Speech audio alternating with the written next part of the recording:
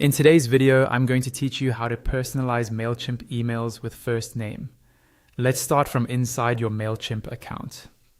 Once you're logged in, look over to the left-hand side of the screen for the main navigation menu and click on Campaigns. This is where all of your existing email campaigns are listed.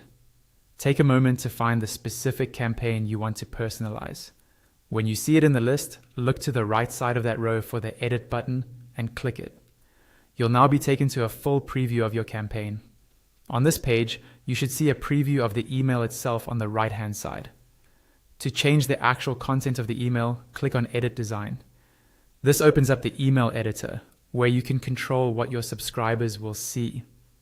Inside the editor, you'll notice a panel on the left with different types of content blocks you can add, such as headings and paragraphs. To add a personalized greeting, choose either a heading block if you want it to stand out, or a paragraph block if you want it to look like normal text. Click and drag that block into the area of the email where you want your greeting to appear, then drop it in place. Now, click into that new block and start typing your greeting. For example, you might begin with "Hi" followed by a space. Next, you'll add the personalization tag for the first name.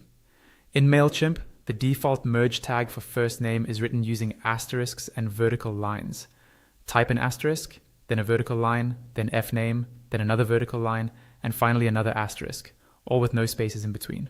So it should look like this when you type it: star, pipe, fname, pipe, star.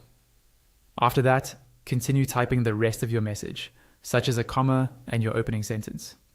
What Mailchimp will do is automatically replace that fname tag with each subscriber's first name, as long as you have that information in your audience data. It's a simple way to make your emails feel more personal and friendly. When you're happy with how everything looks, go to the top right corner of the editor and click Save and Exit. That will save your changes and take you back out of the design editor, so your personalized greeting is now part of the campaign.